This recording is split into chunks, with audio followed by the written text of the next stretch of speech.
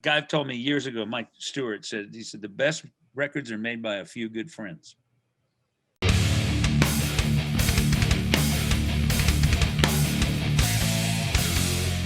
Ghost Cult magazine is honored, and so I'm so pleased to welcome in the great legend of music, Bill Champlin. How are you, sir? Hey, Keith, I'm doing pretty good so far. So good. I mean, yesterday I was talking to somebody in the same spot, and there was hail out here, and I'm at sea level. So California's been a little chilly, And I know people on the East Coast go, say, "Yeah, right, cold, Bill. Yeah, right." Right.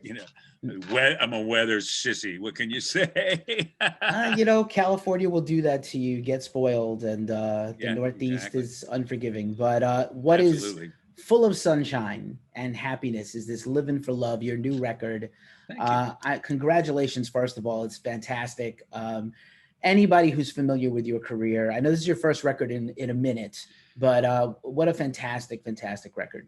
Well, thank you, thank you. So you got the SoundCloud link Yeah, and listen I've to it. been I've been streaming it. I had it a little bit before through Yeah, the PR. So cool. congrats, the PR's done a fantastic job. Yeah, And this is a Sean's great, isn't she? Sean is Something. great. Shout And out the to label, Sean. Imagine Records are man. Man, they're good. That's all I can say. They're on Yeah, the case. Seriously, great. Yeah, I love this album. I don't, and I shouldn't be the guy that says that. I should say, well, yeah, it's just another album. No, I mean, I put a lot of heart and soul into this record. And it's right, especially during the time when you got lockdowns and all that other craziness. And let me see, I'm locked down. I can't go anywhere, and I'm looking at a Pro Tools rig. What say we write some songs and get working? So me and my wife Tamara co-writes a lot of stuff with me and does a lot of singing with me. So it's a family thing. We're screaming. amazing. And yeah, again, anybody who's familiar with your whole lengthy career, well, this music feels very familiar. Your voice sounds fantastic. I Thank you. can't believe I listened to, just to get ready for this. I backtracked through some of the Sun stuff. I actually grew up listening to Runaway. I'm familiar with songs you've written for other people, backup vocals. I think you made something like hundreds of records, several hundred records. I think somebody showed me my discography like maybe 15 years ago, and it was over 300 at the time. I don't even pay much attention. It's like thing is that half of them I'd forgotten I'd done. Right, of course. So session Yeah. work is like that, but also Yeah. obviously your time in Chicago that everybody remembers, but your solo career has been, stellar. And like I said, I grew up with Runaway, so that was like my very first introduction to you. Was that a good album or what? I love that It's record. weird. Me and David Foster was the producer and co-writer on a lot of stuff.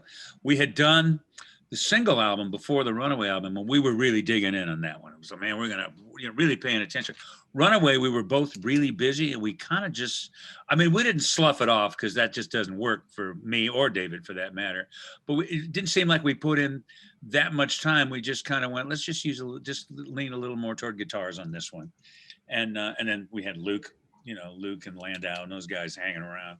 So it was a cool album. It was a really good record. I thought me and David kind of got into it at that level. Right, and then you ended up having a fantastic long-running relationship with David. He produced a whole string of Chicago records that sort of revitalized the band, and you were part of that. It's weird. A lot of people think David got me into Chicago, and actually, I got a call from Danny saying, "What do you think of Foster as a producer for Chicago?" And I said, "I think it'd be great." And then the next call I got from Danny says, "Hey, would you like to join the band?" I went, let me see. So I just finished Runaway, and the next thing he produced after Runaway was Chicago 16, and there I am on the microphone. He's going, "Damn, I thought I got rid of you." It's pretty funny. Amazing. What a story. But yeah, man. But this album is fantastic, and it's really. I don't want to sound like one of those guys. I know I'm going to sound like one of those guys right now, but I just feel like for whatever reason, there was a period of time in music, pop music, rock music, what have you, where there was a sort of care about the songwriting. Everything was done with a certain standard. And I don't want to say that we don't have it today, because the music industry is changing, and there's stuff that I like that's great across all genres, but there was something about that period of time. You started in the late 60s, came up through the 70s, and then something about the 80s, even your one-hit wonders or your one-off hit songs that are still memorable, they had like a tremendous production value. And your work has always had this like shimmering quality to the writing and the production. Well, thank you so much. That's really good. You know, that period of time when I first moved from San Francisco Bay Area down here to LA, and I was doing sessions and doing all that kind of stuff, I kind of landed right in the middle of the clover at some level, because it was right when what they're now, I mean, in Japan and Sweden, they call it West Coast music. So it was pretty much anything Foster touched, you know, and kind of started, I think it sort of started with Steely Dan, Earth, Wind and Fire, Toto, without a doubt. You know, it's all considered West Coast music. And I think it was just, it's pop music with some education thrown in. And I think what you just said, there was a dedication to really making it, you know, don't write stupid words. I mean, I used to love R&B, and I grew up in San Francisco Bay Area where most of the bands were skiffle bands, whatever. I'm not sure what that means, but that's what, you know, they really came out of folk, and I came out of R&B. And I loved R&B, but at the same time I was going, man, most R&B lyrics are kind of real pedestrian at some level. They're not really going anywhere. And I went, why don't we do the R&B grooves and write them that way, but put better lyrics on it. Try to come up, because I mean, I was listening to the Beatles while they were really growing, and Dylan and Sly and the Family Stone. I mean, Sly did the same kind of thing. I mean, they started really writing some deep lyrics, you know. It got a little crazy for them, but they got really too big too quick. I mean, it can happen. You know, I've seen it happen before. But what a band, you know, Sly and the Family Stone, please, what a great group. So anyway, I've kind of felt that of leaning toward R&B and lyrics that mean something. And man, I just had a really bad year a couple of years back. I had cancer, and I lost my son. I found out all in the same week, and it just kind of put me in a situation where your view of the world and what's going on around you becomes really a whole different thing when you're that close to buying the farm. You know what I'm talking about? Mm. And so I just kind of I sort of put most of that into a lot of the music on this record, a lot of the lyric writing on this record, and I think I hit it in some ways, you know.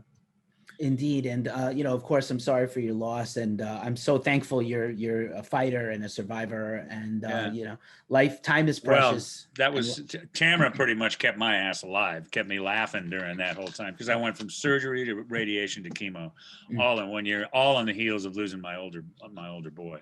It was a bad year, really, you know, that was a bad week. I was diagnosed on Monday and he passed on Tuesday of the same week. It's like, and he died of cancer. He had esophageal cancer. So neither here nor there. I don't want to go there too much. And another thing is, a lot of people think that because this the song "Living for the Word," you know, or the title of the album "Livin For Love," is it's a lot of love songs and ballads.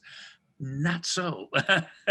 Right. It gets up and shouts at you quite a bit. You know? Yeah, of course. And it is still uplifting. Show Me and Alone.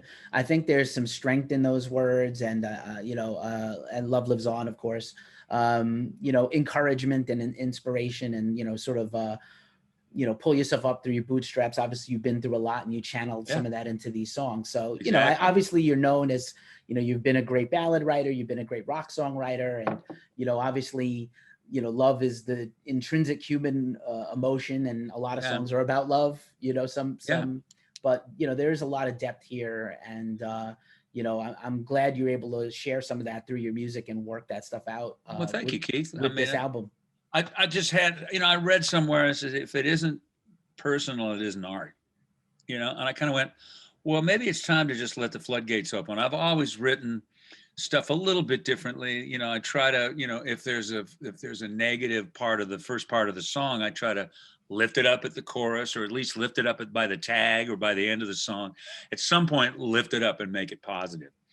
You know, so there's a little bit of a journey into, I ain't digging this, to, oh, now I'm digging it. You know what I mean? If I can try to get that in a song, it seems like it's, you know, uplifting, but it, you know, it starts off not so much. I mean, I think it was a duet one time with Patti LaBelle on a record, and it was a great song called "The Last Unbroken Heart." But their second verse was still kind of down, And I just, you know, when I was singing my part of the duet, I just looked at Jay Graydon, who produced it. I said, kind of change these around a little bit and add a little positive to it. And I went ahead and did it. And it made the song, I think, better, you know.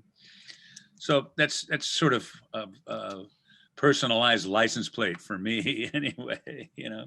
Right on. And it is about the journey, and you know, we're always moving forward, right? That's the hope in existence, is that we're moving forward. So again, fantastic record. And then just music. I have this suspicion that even if you know, obviously you had like some personal stuff go on, but I imagine that for you, writing is very natural, and you probably go to, every time you pick up an instrument, potentially you could write a song, or you and Tamara could write a song literally at any time. Well, Tamara she's really smart. I'll just go to the piano and just start playing free. And occasionally just something starts to happen and I'll go, wow, that's cool. And keep doing it. And you know, and then I'll maybe go to dinner and come back. I'll forget what it was. And she'll go, telephone, I heard what you were doing and I hit the record. You know, if I hit the record button, I'm going to lose it. But she's kind of smart. She knows she's saved a handful of tunes just by doing that. Because when you're playing free, you're just letting it fly. So occasionally you run across something, you forget what the hell it was. And she really is helpful on that level. And she's a great songwriter. Tamara's as good as it gets. I mean, she's got real lock on premise and melody. She's a great melody writer. When we got the single, the first song on the record, Reason to Believe, when we got the track from our old buddy Bruce Gaich, it grooved so hard, and the bass player was George Hawkins, who's an old dear friend of mine. He's not here anymore, so he kind of dug into his folder and found an older track, and it was George Hawkins and Vinnie Colaiuta playing drums. I said, well, no wonder this thing's grooving, you know. And I was so happy to get a George song or a George track on the record, as I was also happy to get Abraham Laboriel on one of the tracks. That these are my two favorite bass players, just, you know, bar none. I mean, they're great players. So, but we both went for the pencils, and we had pencils and legal pads all over the place. We're on this one in a minute. And I realized when I was doing the final draft of the lyrics, I realized, hey, this thing's about gratitude. This is a kind of a gratitude song. It starts, and I always think of it as, it starts so kind of easy and fades in, and it's real pretty. And by the time it gets to the chorus one, it's, oh, bam, you know, you're up in the face. I always think of it as Bambi meets Godzilla, you know what I mean? One of those. Right on, right on. You know, I have to imagine you work with, you know, every record you've ever made is, you know, whether it's been in a band or your solo work, it's been like an all-star band every time, every project. So it's amazing. Yeah. I'm sure your Rolodex is probably, your personal phone book is enormous if you wanted to call upon anybody for the right situation. Yeah. Well, if I want somebody and I don't know how to get a hold of them, I usually know how to get a hold of somebody who knows how to get a hold of them. And then I'll just call them and say, yeah, this is Bill Champlin. I'm with Lenny Castro, for instance. I've never really worked with him too much on any of my projects. Last thing I did, I think, where I had percussion was I used Luis Conte, who's great also. But Lenny's an old, you know, I've known him kind of peripherally for a long time. But man, he got into this music in a New York minute. He said, man, bring your drive over. I'll do the whole album. And he did. He did everything but maybe 2 songs. That's amazing. Slamming. And he's a really sweet guy. He's a wonderful guy. And man, you know, I mean, he just went out about 2 years ago. He went on a tour. It was just him and Joe Bonamassa. That's it. Just the 2 of them. I mean, I saw it on TV. They were in a kind of a funky looking nightclub called the Vienna Opera House. This is a little more than your usual nightclub. That's for damn sure. You know, beautiful building, unbelievable. And so Lenny did it. I was so overjoyed and honored to have him on the record. This guy's amazing, you know. And Greg Matheson and I have worked together off and on for years. And I mean, he wrote 3 of the songs with me and produced 3 of the songs with me. He's a bad boy from the word go, you know. So we've been known to, you know, I got guys that I knew would bring their A game. And, you know, sax player on especially me, the second song, Mark Russo did baritone sax, 2 tenors, 2 altos, made a horn section. And then he soloed on The Truth Has Begun. And by the time I got to the tag, that's where the plot sickened. I mean, Mark's just an amazing sax player. It was just a beautiful solo. And, you know, I mean, and that doesn't mean, you know, I hope people don't get the wrong idea. It's not a jazz album on any level. It's not one of those things where, it's just all, hey, listen to me solo, and there's not a lot of dig me stuff on it. It's just a lot of decent performances by really great musicians. So I'm always honored to have any one of these. I mean, Steve Porcaro came in and worked on something, and he jumped at it immediately. Nice. So it was really cool. I mean, a guy told me years ago, Mike Stewart said, the best records are made by a few good friends. Wow. And and not a whole bunch of people, just a couple of good friends that are really eyeballing what's going on. And he said, if you walk into a studio and you see people going, we need a hit, ain't gonna get one. If you walk in the studio and see people listening to the music back on, oh yeah, then you got the possibility, then you get something. And that's the way this record worked out. By the time it was mixed and mastered, everybody was going like, whoa, this thing sounds really beautiful. So I was very happy that people, I got really lucky on this record. I think it was meant to be. This was pretty cool album. Amazing. I'm again so glad that you did it, and I hope it's the beginning of more. Obviously you never know what happens in life, but I can just imagine that you're very prolific, whether it's lyrics or any instrument you want to put your hands on. David Foster said Bill Champlin is one of the most prophylactic songwriters in Los Angeles. Thanks, Dave. But I think the next thing that we're looking at working on, I mean, if we can get unbusy and get into the studio or into the workstations. Well, I don't really have a studio. I just have a Pro Tools rig and a guest house, and it does fine. If a plane goes over, stop singing. When he's gone, start singing again. It's kind of the way it works. But I think Tamara's next record is going to be pretty butt kicking. We're looking at bringing in the same kind of energy and really make her stuff get up and shout. She's an amazing singer, an amazing songwriter, and I'm just so happy to be with her. She's saved my life, pretty much. Awesome. And that's going on 40 years. Runaway was 40 years ago. Yeah. Chicago 16 is 39 years ago. So just wild stuff. It's like somebody said, it's amazing how time flies when you're burning out. That's pretty cool. I'm not burning out. I'm anything but burn out. I got a lot more in me. It's just, I've got a whole handful of stuff that I haven't even touched, Right on. And I imagine do you still get called upon to write for other people, or are you keeping most of your material for yourself these days? Not too much. I do some singing for other folks a lot of times, but most of the writing we've done, we just had an album out with Tamara and me and a friend of ours, Gary Falcone. He's a really good songwriter, good singer, great guitar player. And we called it Wonderground, WUNDER, ground. And that was leaning a little more toward a rock thing in a lot of ways. A lot of the record had some more rock grooves and stuff like that. Just great for Gary's stuff. So that kind of gave me a handful of chops producing and sitting in front of the thing and putting that together and making that happen. That I think after that, Tamara actually heard me working on a song that turned out to be the title tune of the album, "Livin For Love." She said, "Bill, you got to do a solo album. Let's not bother with another for the moment. Let's put the Wonderground on the back burner and let's get in the solo album." And I kind of went, I think you're right. It feels better. Feels like the right thing to do now. So it's my last solo album was 12, maybe 11, 12, 13 years ago. So I was ready. I was due. And I know it's been a few years. Would you still have you worked, or will you work again with Greg? Because I know you were doing Greg Kinn's band for a while too. Which band? Greg's band. Or was that sort of the Wonderground stuff, like an extension of that? Wonderground was cool. Greg Matheson didn't work on Wonderground, but Gary Falcone did. And we had Steve Porcaro work on some of it. We had Bill Bodine do some horn stuff on it.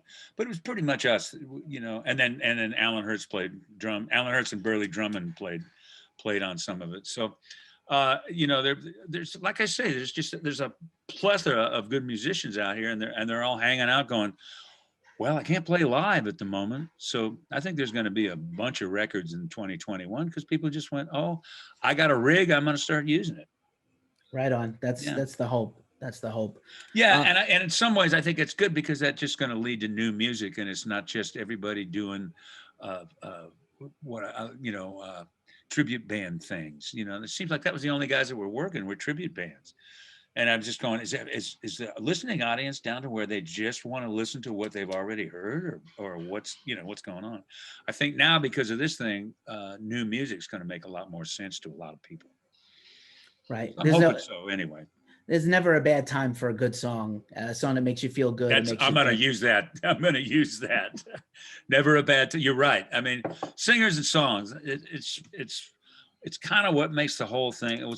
It's the battery for the whole thing. You know what I mean?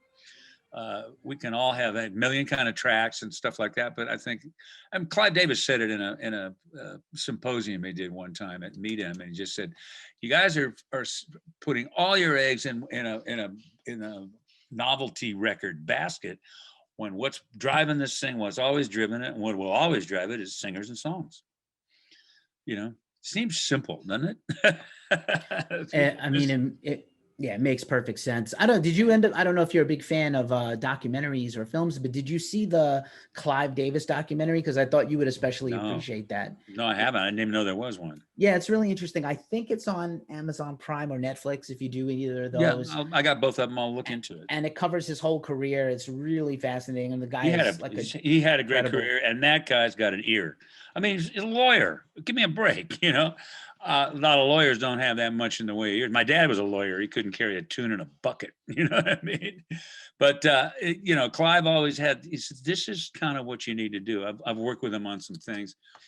He was involved in the Johnny Mathis and Dionne Warwick duet, Friends in Love, that me and Jay and David wrote together.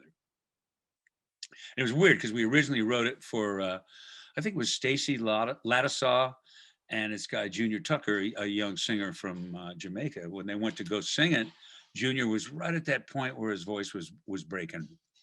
It was alfalfa. It was too bad because he was a talented young kid, but it just kind of, the timing was really wrong. So we put the song away, and then Jay called and said, "Wait, Clive called me. He wants the song. He loves the song. It's for Johnny Mathis and Dionne Warwick." And I went, "Well, these high school lyrics ain't gonna work," so I had to rewrite it. And Clive was very happy with it once we got it going. He's one of those guys. It's just, great ears, really good ears.